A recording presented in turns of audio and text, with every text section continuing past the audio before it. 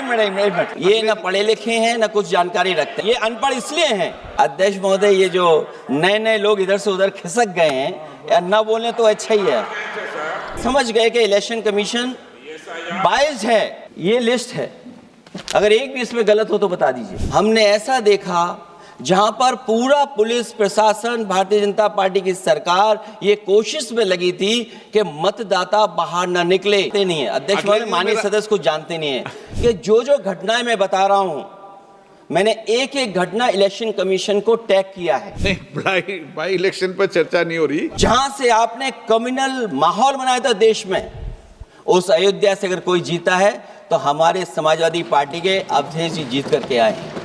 ये चुनाव जीते जाते हैं, हारे जाते हैं, लेकिन जिस संस्था की जिम्मेदारी है निष्पक्ष रहना, वो आखिरकार संस्था निष्पक्ष क्यों नहीं है, सवाल ये है। सभापति जी, मैं आपका धन्यवाद देता हूं कि इस महत्वपूर्ण विषय पे मुझे बोलने का आपने अवसर दिया, मौका दिया है। मैं सबसे पहले कांग्रेस पार्टी के नेता मनीष तिवारी जी, जिन्होंने बहुत विस्तार से ये बात रखी, जिन मूल्यों को लेकर के हमारे संविधान निर्माताओं ने इलेक्शन कमीशन को लेकर के जो गठन करने का काम किया कि हमारा लोकतंत्र कैसे मजबूत होगा, उस दिशा में जो बात उन्होंने रखी, मैं अपनी भावना और उनके विचार अपने विचारों से मैं जोड़ता हूं। मुझे खुशी है इस बात की कि सरकार ने इस बात पर चर्चा और मौका दिया हम सबको अपनी बात रखने का। अभी जब मैं भारतीय जनता पार्टी के माननीय सदस्य जी का सुन रहा था बात, तो वो बिहार का इलेक्शन और आने वाले भविष्य में जो उत्तर प्रदेश का इलेक्शन उस पर भी काफ़ी चर्चा कर रहे थे। सभापति महोदय, मैं कुछ बातें ऐसी कहना चाहता हूं जो हम लोगों ने अपनी आंखों से देखा, और जिस इलेक्शन कमीशन से हमें ये उम्मीद थी कि निष्पक्ष काम होगा, निष्पक्ष कार्रवाई होगी, वो हमें कहीं देखने को नहीं मिली। मैं सबसे पहला उदाहरण ये देना चाहता हूं कि एक रामपुर का बाई इलेक्शन जो लोकसभा का हुआ, जब लोकसभा का चुनाव बाई इलेक्शन रामपुर का हो रहा था, तो भारतीय जनता पार्टी की सरकार के मुख्यमंत्री जी और पूरी भारतीय जनता पार्टी ने यह तय किया था कि समाजवादी पार्टी यहां से नहीं जीतेगी, यहां से भारतीय जनता पार्टी जीतेगी। और ये आशंका हम लोगों को थी कि हर तरीके से हम लोगों को दबाया जाएगा, हर तरीके से चुनाव में धांधली की जाएगी। और जिस समय चुनाव शुरू हुआ, वो चीजें हम लोगों को देखने को मिली। सभापति महोदय, वोटिंग के दिन, जिस दिन वोट पड़ रहा था, उस दिन हम लोगों ने देखा कि किस तरीके से पुलिस और पूरा प्रशासन इस बात पे लगा हुआ था कि कोई भी वोटर घर से न निकले। रामपुर का बाई इलेक्शन हमने ऐसा देखा जहां पर पूरा पुलिस प्रशासन, भारतीय जनता पार्टी की सरकार ये कोशिश में लगी थी कि मतदाता बाहर न निकले, और पहली बार भारतीय जनता पार्टी वहां से चुनाव लोकसभा का जीती। ये बाई इलेक्शन लोकसभा की बात कर रहा हूं मैं, और एक एक घटना की सूचना हम लोगों ने इलेक्शन कमीशन को दी है। एक एक घटना के पुलिस क्या कर रही है, पुलिस कहां बैरिकेडिंग लगाई है, पुलिस कहां रोक रही है, कौन पुलिस का अधिकारी कहां जा रहा है, डीएम क्या कर रहे हैं, कमिश्नर क्या कर रहे हैं।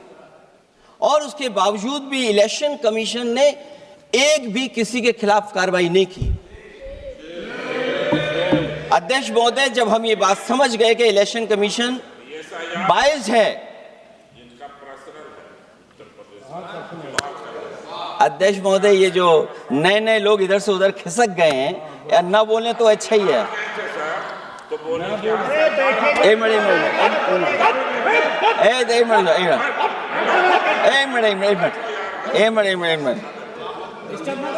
अध्यक्ष महोदय, पर अध्यक्ष महोदय, मेरा ये आग्रह है अखिलेश जी से। अध्यक्ष महोदय ये कुछ जानते नहीं है, अध्यक्ष महोदय माननीय सदस्य कुछ जानते नहीं है, ये ना पढ़े लिखे हैं ना कुछ जानकारी रखते हैं। ये मैं ये कह रहा हूं, मैं ये बात इसलिए कह रहा हूं, ये अनपढ़ इसलिए हैं।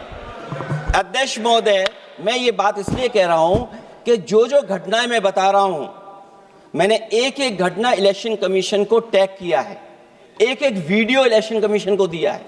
एक एक पत्र लिखा इलेक्शन कमीशन को। अगर एक भी कार्रवाई की हो तो मुझे बता दें, अगर ये जानते हो। और दूसरा, मैं अध्यक्ष महोदय मैं दूसरा बताना चाहता हूं आपको। अध्यक्ष महोदय, चुनाव जीते जाते हैं, हारे जाते हैं। कभी कोई चुनाव जीतता है, कभी कोई चुनाव जीतता है। एक समय था जब हम लोग कांग्रेस पार्टी से लड़ते थे, और एक समय आ गया कि जब हम आपसे लड़ रहे हैं। चुनाव कभी ये जीतते हैं, कभी वो जीतते हैं, कभी मैं जीतता हूं। एक समय था अध्यक्ष महोदय, मैं 5 लोकसभा का सांसद था यहां।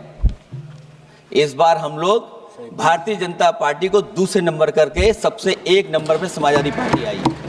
और अध्यक्ष महोदय, ये जहां से आपने कम्युनल पॉलिटिक्स शुरू की थी, जहां से आपने कम्युनल माहौल बनाया था देश में, उस अयोध्या से अगर कोई जीता है तो हमारे समाजवादी पार्टी के अवधेश जी जीत करके आए हैं। ये चुनाव जीते जाते हैं, हारे जाते हैं, लेकिन जिस संस्था की जिम्मेदारी है निष्पक्ष रहना, वो आखिरकार संस्था निष्पक्ष क्यों नहीं है, सवाल ये है। और सवाल मैं यहां से उठाता हूं बाई इलेक्शन का। मैं 3 बाई इलेक्शन का उदाहरण देना चाहता हूं आपसे अध्यक्ष महोदय। नहीं, बाई इलेक्शन पर चर्चा नहीं हो रही। नहीं, मैं नहीं, जब तक आप अध्यक्ष महोदय चीज जानोगे नहीं, अगर मैं एग्जांपल नहीं दूंगा कि इलेक्शन कमीशन क्या कर रहा है, तो अब मैं रिफॉर्म क्या मांग करूंगा। अध्यक्ष महोदय, जब तक मैं घटना नहीं बताऊंगा, मैं पहला बाई इलेक्शन बताना चाहता हूं। ओके, मानिए आपका नंबर आएगा। अगर आप रिफॉर्म पे बात कर रहे हैं तो आपको घटनाएं क्या हुई वो बात तो करनी पड़ेगी। अध्यक्ष महोदय, मैं बाई इलेक्शन मिल्कीपुर की बात करना चाहता हूं। बाई इलेक्शन मिल्कीपुर जो अयोध्या क्षेत्र में आता है। इलेक्शन कमीशन को हम लोगों ने शिकायतें की, यहां धांधली होने जा रही है, चुनाव को हराया जाएगा। वहां की सरकार ने मिलकर के किस अधिकारी को पोस्ट करना है, किसको प्रिसाइडिंग ऑफिसर बनाना है, और हम लोगों ने रंगे हाथ पकड़ा लोगों को। एक व्यक्ति को पकड़ा, वो 6 वोट के डाल के आ रहे थे। एक व्यक्ति को पकड़ा जो दूसरी विधानसभा से थे। एक मंत्री जी भाग गए जो हजारों लोगों को लेकर के उस विधानसभा में आए हुए थे। तो ये बातें मैं इसलिए बता रहा हूं कि अगर हमें रिफॉर्म करना है तो रिफॉर्म तभी संभव है जब हमारा इलेक्शन कमीशन निष्पक्ष होगा। इसलिए अध्यक्ष महोदय, मैं कांग्रेस पार्टी के सुझाव से सहमत हूं कि पहला सुझाव उन्होंने दिया है, और हम समाजवादी पार्टी के लोग भी ये मानते हैं कि जो इलेक्शन कमीशन के अपॉइंटमेंट का जो तरीका है वो तरीका बदला जाए। वो कम से कम ऐसा हो, पारदर्शी हो, निष्पक्ष हो, दिखे कि हमारी भी कुछ भागीदारी है। क्योंकि जो व्यवस्था पहले थी उस व्यवस्था को अगर बदलने का काम किसी ने किया तो भारतीय जनता पार्टी ने किया है। इस व्यवस्था को बदलने का जो सुझाव कांग्रेस पार्टी की तरफ से है उस सुझाव से हम सहमत हैं। दूसरा सुझाव जो कांग्रेस पार्टी ने दिया है, थोड़े दिनों बाद सुधार आया है कांग्रेस में, इसके लिए हम उनको धन्यवाद और बधाई देते हैं। उन्होंने कहा, और अध्यक्ष महोदय मेरा भी सुझाव है कि इलेक्शन बैलेट पेपर से होना चाहिए। और इसलिए होना चाहिए कि बहुत प्रश्न लग रहे हैं, बहुत उंगली उठ रही है। इलेक्ट्रॉनिक चीजों पे बहुत सवाल खड़े हो रहे हैं, और केवल भारत के अंदर लोकतंत्र में नहीं, दुनिया के लोकतंत्र में। और ये जो लोग कुछ कह रहे हैं इलेक्ट्रॉनिक की बात और टेक्नोलॉजी की बात कर रहे हैं, मैं उनसे कहना चाहता हूं कि भारत और जर्मनी की तुलना कर लें, भारत और अमेरिका की तुलना कर लें, भारत की और जापान की तुलना कर लें, हम कहां खड़े हैं। अगर वो संपन्न देश जो टेक्नोलॉजी में हमसे कई गुना आगे हैं, अगर वो स्वीकार नहीं कर रहे ईवीएम, तो आखिरकार हम ईवीएम को क्यों स्वीकार कर रहे हैं। अगर उन देशों में लोकतंत्र है और बैलेट से वोट पड़ रहा है, तो यहाँ पर भी बैलेट से वोट पड़ना चाहिए। और जो मेरी जानकारी जहाँ तक पहुँचती और जानकारी है मुझे, वो जानकारी ये कहती है कि जर्मनी में अगर आप ईवीएम से वोट डालेंगे तो वो अनकॉन्स्टिट्यूशनल माना जाएगा। सोचो, जर्मनी जैसा देश बैलेट पेपर से वोट डलवा रहा है, तो आखिर भारत जैसा देश हम बैलेट पे क्यों नहीं जा रहे हैं। जो रिफॉर्म की बात आई है, सबसे पहला सवाल यही है कि रिफॉर्म का मतलब क्या होता है। जब कोई चीज अपने मूल रूप स्वरूप में होती है तो उसे फॉर्म कहते हैं। जो वो मूल फॉर्म को खो बैठती है तो डिफॉर्म हो जाती है, और फिर उसी मूल फॉर्म में ले जाने का जो प्रयास होता है वो रिफॉर्म कहलाया जाता है। अध्यक्ष महोदय, सवाल ये भी है कि रिफॉर्म की जरूरत क्यों पड़ी, हमारी चुनावी प्रक्रिया खराब क्यों हुई, उसे खराब किसने किया। किसी भी चीज के खराब होने के दो कारण होते हैं, एक ये कि उसे बाहरी लोगों ने खराब किया, और एक ये कि उसके अंदर से ही किसी ने खराब किया या किसी ने अपने स्वार्थ के लिए करवाया। तो अध्यक्ष महोदय, आज ये अजीब हालत है कि बाहर से ज्यादा चुनावी प्रक्रिया अंदर से खराब हुई है। और ये उदाहरण इसलिए मैं देना चाहता था बाई इलेक्शंस के और लोकसभा के इलेक्शन का, क्योंकि जिस तरह की शिकायतें की गई थीं, अध्यक्ष महोदय, एक भी शिकायत पे कार्रवाई नहीं हुई। एक और मैं उदाहरण देना चाहता हूं, फर्रुखाबाद का चुनाव लोकसभा का, हालांकि और लोकसभा के चुनाव को मैं नहीं कहूंगा, लेकिन फर्रुखाबाद का लोकसभा का चुनाव जो पिछली बार 2024 में बड़े करीब से मैंने देखा। वहां के जिलाधिकारी, वहां का पुलिस का प्रशासन पूरे दिन लाठी चलाता रहा, और कभी लाइट जाती थी, कभी लाइट आती थी।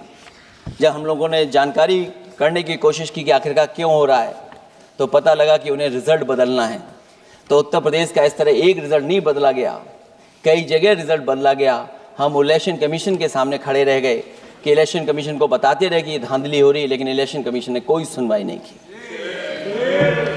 ये केवल लोकसभा में नहीं, मैं फिर लौट करके आता हूं, जितने भी बाई इलेक्शन हुए हैं वहां पर वोट चोरी अध्यक्ष नहीं हुई, वोट डकैती हुई है। और मैं फिर कहता हूं, जहां जहां आप लोग जीते हो बाई इलेक्शन में, अभी 27 भी आने वाला है, अगर एक भी लोग वो जो विधानसभा आप जीत करके दिखा देना, मैं on the floor of house कह रहा हूं अध्यक्ष महोदय, अगर निष्पक्ष चुनाव होगा तो एक भी भारतीय जनता पार्टी वहां पर सीट नहीं जीतने वाली है। दूसरा कि जो समय समय पर पैसा आ जाता है अकाउंट में, ये लोकतंत्र को सबसे ज्यादा कमजोर कर रहा है। 10,000 बिहार में बांट दिए।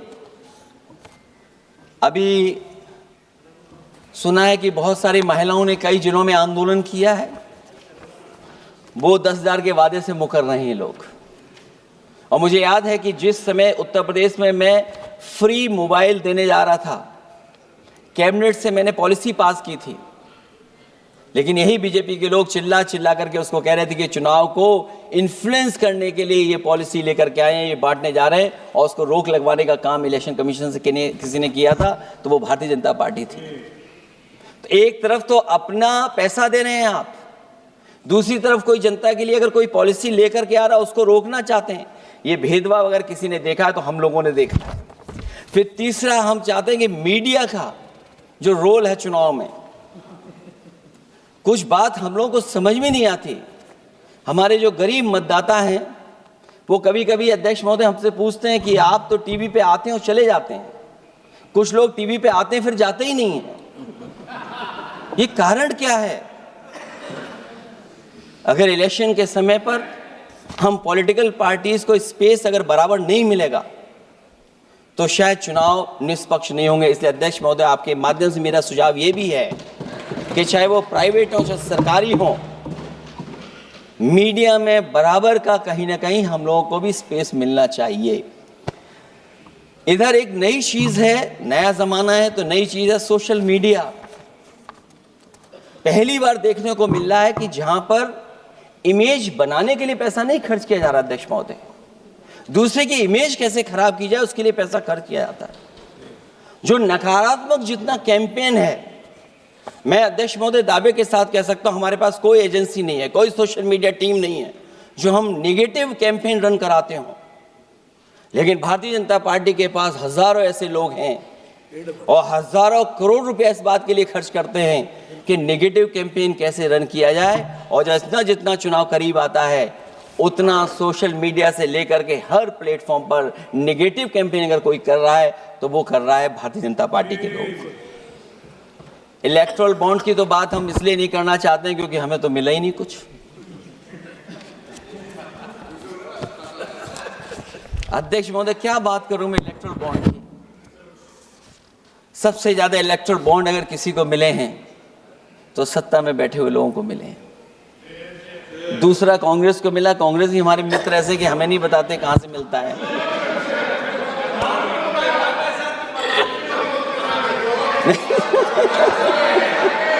अध्यक्ष महोदय, सबसे ज्यादा चुनावी खर्चा इनके पास, दूसरा खर्चा इनके पास। हम लोगों का भी तो कोई ख्याल रखे अध्यक्ष महोदय,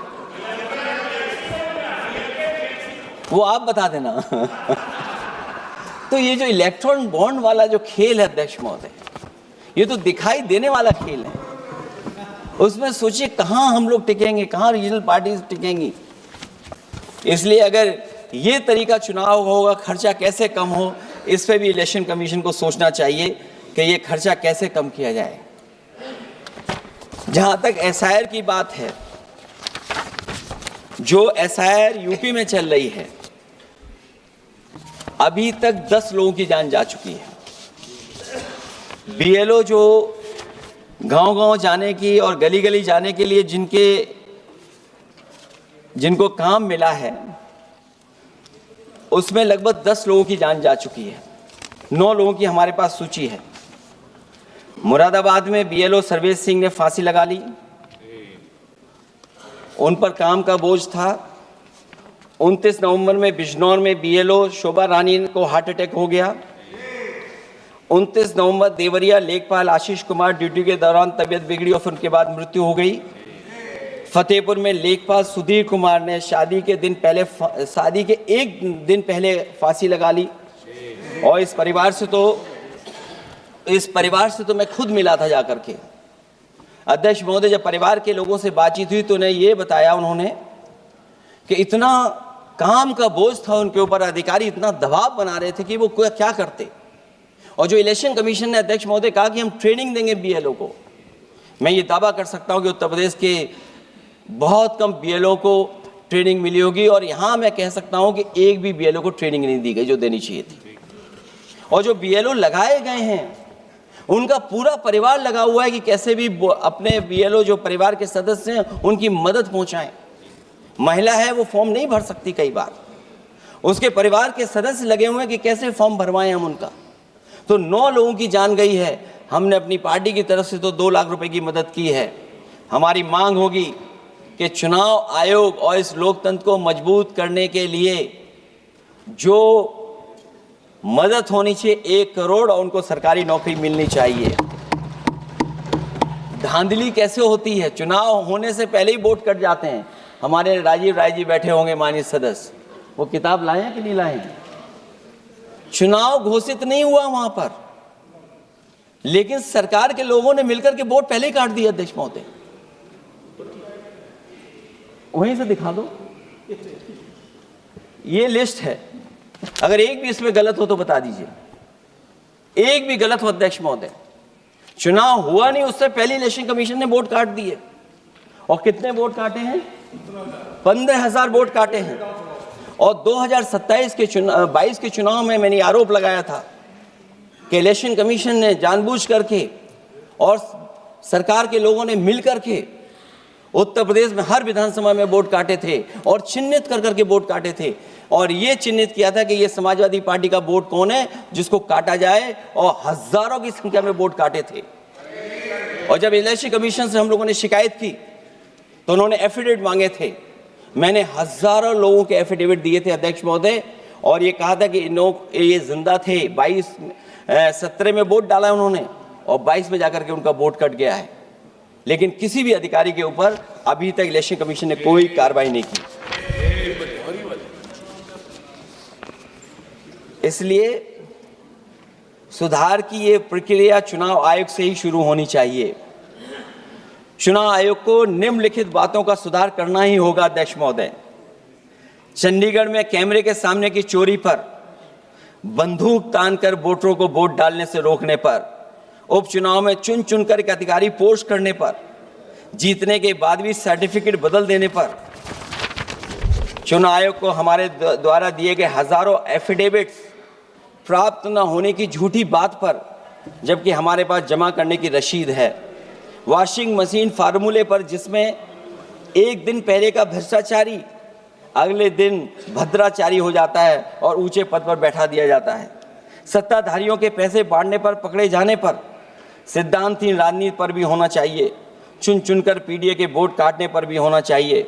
नकली वोटर से वोट डलवाने पर भी, नकली आधार कार्ड बनाकर चुनावी खेल करने पर, एक वोटर के द्वारा कोई वोट डालने पर, चुनाव के दौरान योजना चलाकर घूस देने पर। और अध्यक्ष महोदय, मैं ये ज़रूर कहना चाहूँगा कि जब वन नेशन वन इलेक्शन की बात हो रही है और अभी सत्ता पक्ष के माननीय सदस्य ने कहा कि वो एक वोटर लिस्ट भी करा देंगे, ये बात मैं कह दूं अध्यक्ष महोदय, उन्होंने ये कहा कि वन नेशन वन इलेक्शन तो होगा ही होगा, लेकिन एक वोटर लिस्ट भी एक होगी। हमें उम्मीद है कि वोटर लिस्ट एक होगी और वोटर कार्ड ऐसा बने। अभी तक तो हम आधार कार्ड के लिए मांग करते थे।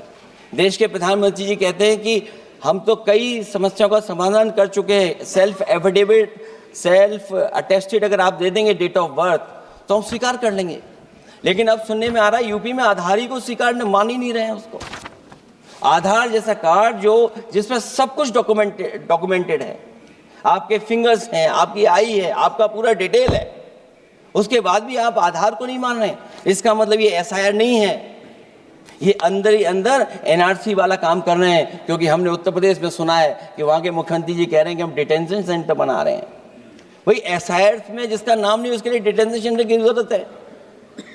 इसका मतलब अध्यक्ष महोदय, जो काम ये खुल के नहीं कर सकते थे एनआरसी, वो काम ये एसआईआर के बहाने कर रहे हैं। तभी ये कभी कभी कहते हैं घुसपैठियां हैं और डिटेंशन सेंटर बन रहे हैं।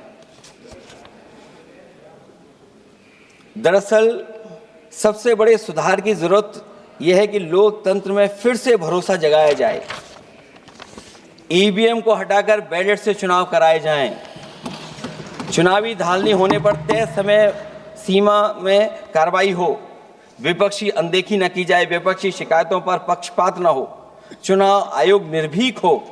चुनाव आयोग सरकार के इशारे पे काम न करे। चुनाव आयोग निर्भीक हो। चुनाव आयोग एक विचारधारा के लोगों का गुट बनकर न रह जाए। चुनाव आयोग ईमान की लगाम कभी न छोड़े। चुनाव आयोग ये ऐतिहासिक जिम्मेदारी समझे कि उसकी आज की गलती देश के भविष्य की सदियों के लिए बर्बाद कर सकती है। सबसे बड़ा सुधार यही है कि चुनाव आयोग अंतरात्मा की आवाज़ सुने और सच्चे देश प्रेम को दिखाते हुए खुदगर्जी की सियासत करने वालों के हाथ की कठपुतली न बने। हमें उम्मीद है कि कुछ लोगों की वजह से चुनाव आयोग की जो छवि खराब हुई है वो अब और नहीं होगी। इलेक्शन रिफॉर्म तब तक निरर्थक है जब तक इलेक्शन कमीशन में रिफॉर्म नहीं होगा। इसीलिए जो सुझाव विपक्ष की तरफ से आ रहा है कि इलेक्शन कमीशन का गठन में जो पहले व्यवस्था थी वो पुनः लागू हो, उसी के बाद इलेक्शन कमीशन में सुधार संभव है। जितना इलेक्शन कमीशन मजबूत होगा उतना ही हमारा लोकतंत्र मजबूत होगा। जितना हम संविधान से खिलवाड़ करेंगे उतना ही हम समझेंगे कि आप लोकतंत्र से खिलवाड़ कर रहे हैं। इन्हीं शब्दों के साथ अध्यक्ष महोदय, मैं आपका विशेष धन्यवाद देता हूं और मैं उम्मीद करता हूं कि इलेक्शन कमीशन भविष्य में फेयर काम करेगा।